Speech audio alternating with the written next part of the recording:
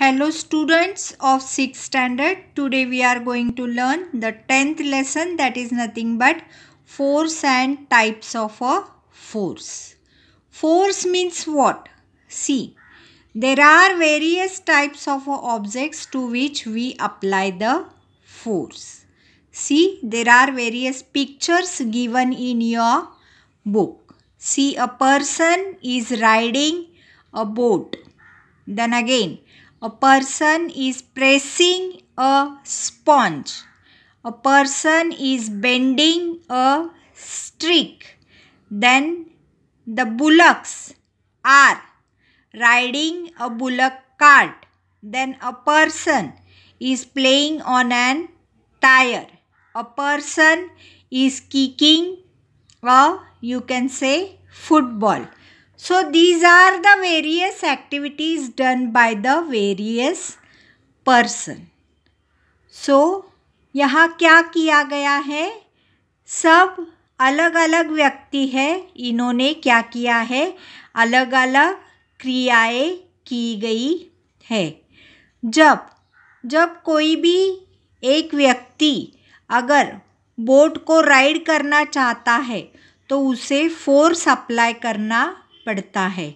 अगर कोई भी पर्सन स्पॉन्ज को अगर प्रेस करना चाहता है तो उसे भी कोई फोर्स लगता है.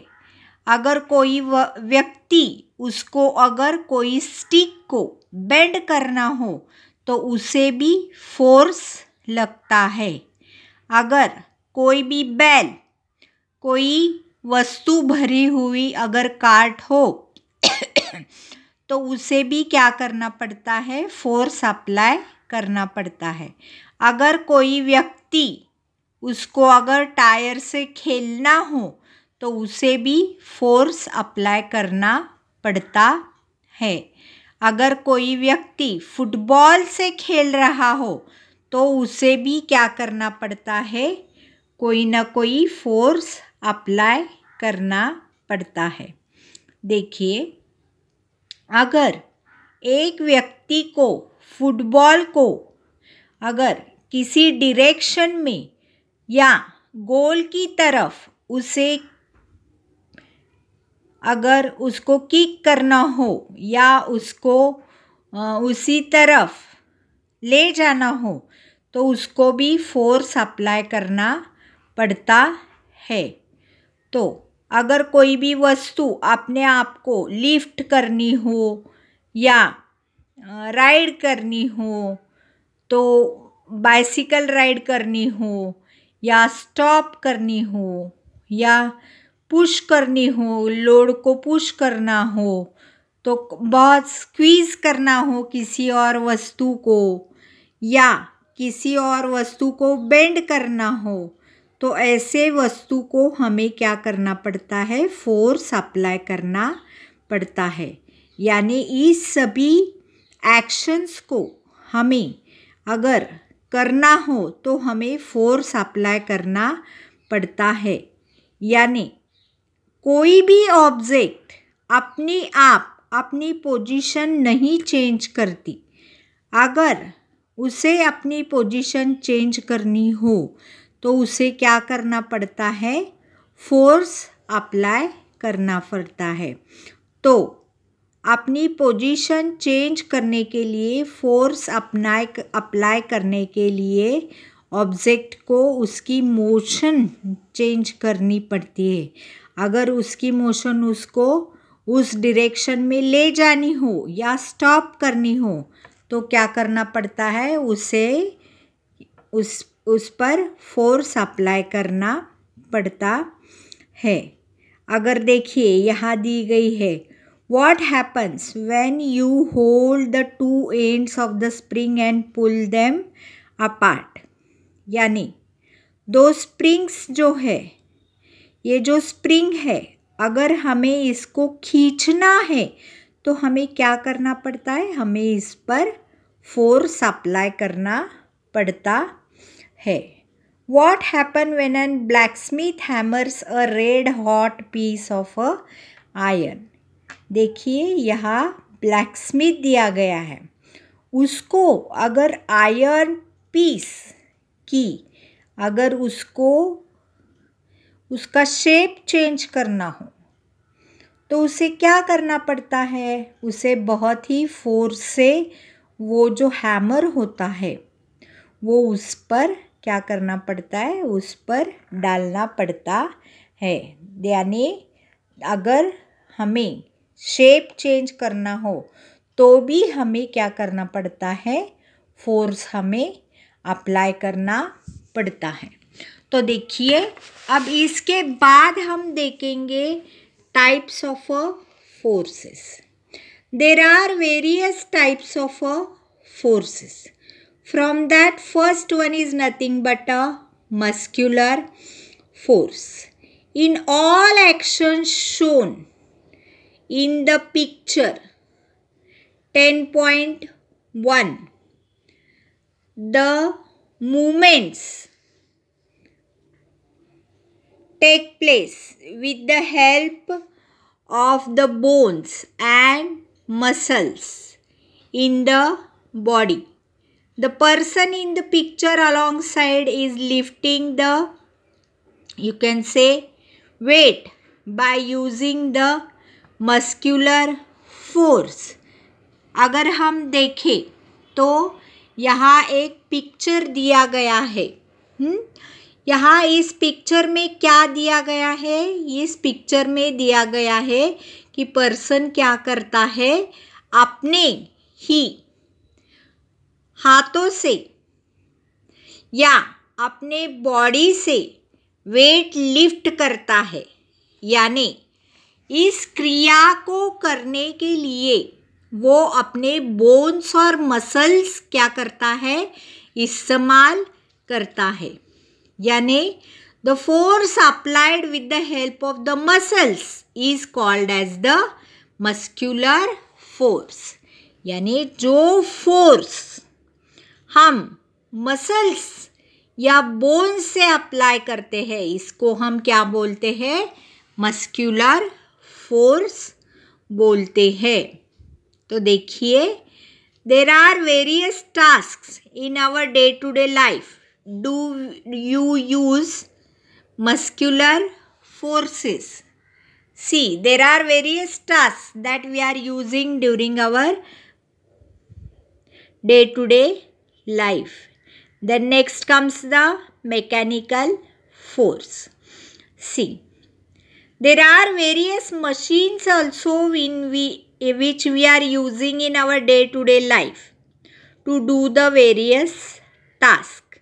Muscular force is used for running some machines. Some machines are run by the using electricity or you can say fuel. Machines like the latter are called, you can say, automatic machine because a mechanical force is used here.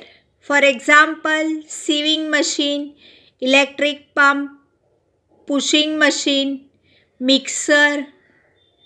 Make a list of other such machines. See, there are various machines. For examples, you can say sieving machine is there. Then again, electric machines are there. Various electric machines are there. Then again, mixer is there. Washing machine is there. These all machines are used by using, you can say, various types of the electricity. Then such types of the machines, ऐसे ही machine जो हम mechanical force से use करते हैं, यानी जो हम electricity machine से हम ये मशीन्स यूज़ करते हैं। देखिए ऐसे मशीन्स जैसे कि अलग अलग मशीन्स है, जैसे कि इलेक्ट्रिसिटी मशीन है, सीविंग मशीन है, जो मशीन हम अलग अलग इससे यूज़ करते हैं तो उसको हम क्या बोलते हैं? मैकेनिकल मशीन बोलते हैं। और जो फोर्स से हम इस मशीन को यूज़ करते हैं इसको हम क्या बोलते हैं? मैकेनिकल फोर्स बोलते हैं। देखिए, the force applied by means of machines is called as a mechanical force. यानी जो फोर्स हम मशीन से अप्लाई करते हैं इसको हम क्या बोलते हैं?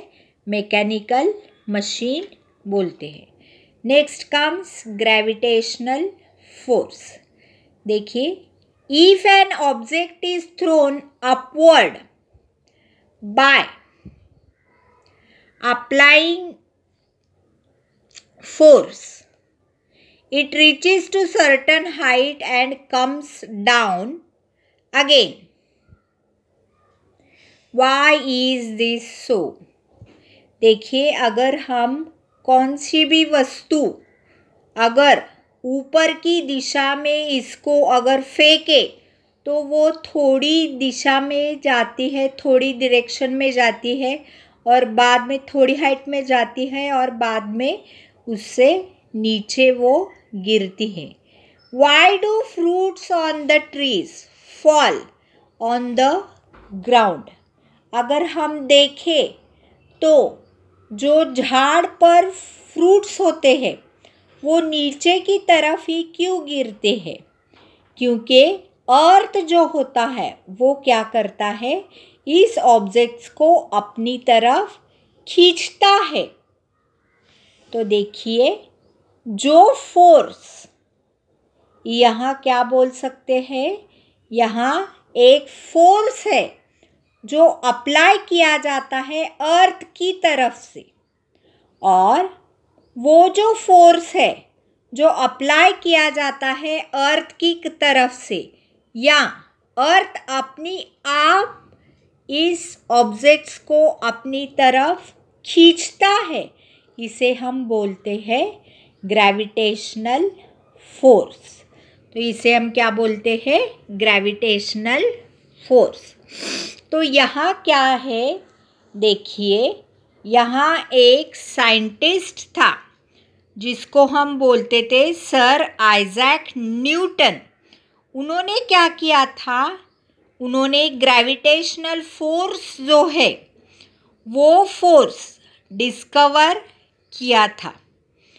तो अर्थ ग्रेविटेशनल फोर्स जो है वो अपोजिट डायरेक्शन में एक्ट किया जाता है, ऐसे उन्होंने कहा था।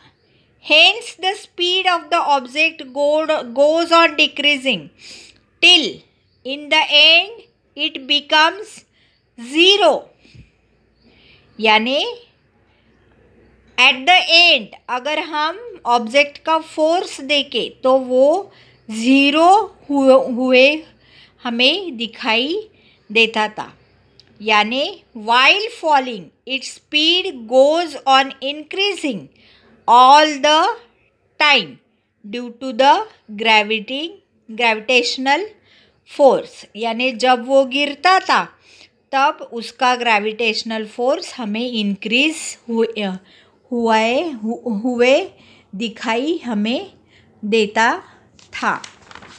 देखिए, नेक्स्ट क्या दिया गया है यहाँ देखिए।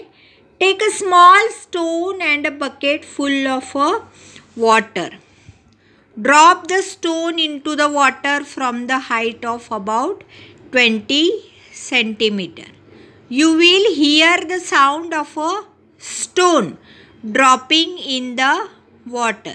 Now drop the same stone into the, you can say, water from into the height about 100 centimeter. You will hear the sound again. देखिए, यहाँ हम क्या कर रहे हैं? एक बाल्टी ले रहे हैं, उस बाल्टी में हम वाटर ले रहे हैं और उस वाटर में हम क्या कर रहे हैं? स्टोन डाल रहे हैं। ये जो स्टोन हम डाल रहे हैं, ये स्टोन हम क्या डाल रहे हैं? At a height of 20 centimeters, इतने हाइट से हम क्या कर रहे हैं, ये स्टोन डाल रहे हैं।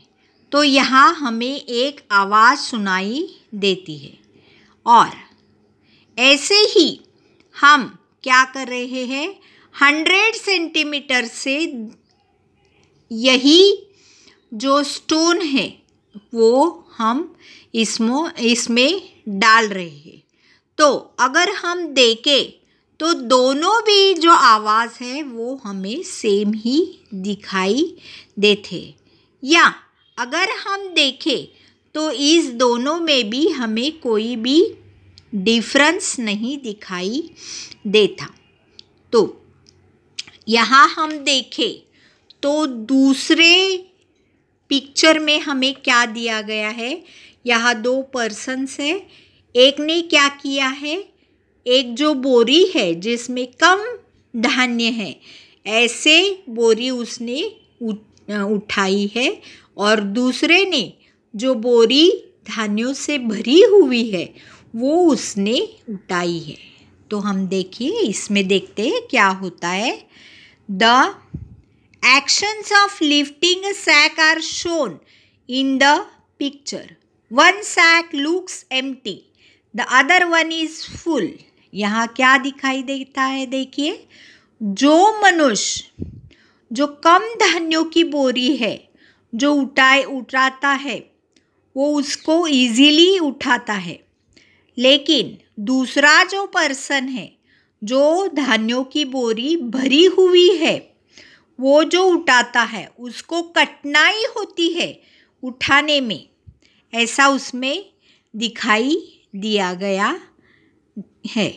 The gravitational force on the empty sack is less. यहाँ क्या है, देखिए, जो ग्रेविटेशनल फोर्स जो पहले बोरी पर एक्ट होता है वो बहुत ही कम होता है, और दूसरे बोरी पर जो ग्रेविटेशनल फोर्स एक्ट होता है वो ज़रा ज़्यादा होता है, क्योंकि वो धान्यों से भरी हुई है। इसका मतलब क्या है, देखिए, greater force must be applied to lift a greater weight. यानी हमें अगर ज़्यादा धान्यों की बोरी लिफ्ट करनी हो तो क्या होता है, उस पर ज़्यादा फोर्स हमें अप्लाई करना पड़ता है।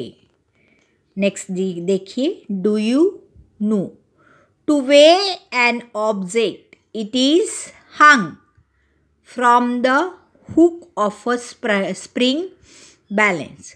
The suspended object is pulled downwards by the force of a gravity.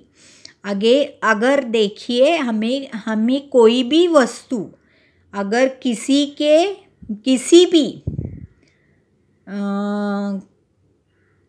को भी हंग की गई हो तो वो वस्तु क्या की जाती है, ग्रेविटेशनल फोर्स के कारण नीचे खींची हुई हमें दिखाई देती है। At the same time the force of a tension in the spring constantly pulls the object observed upwards।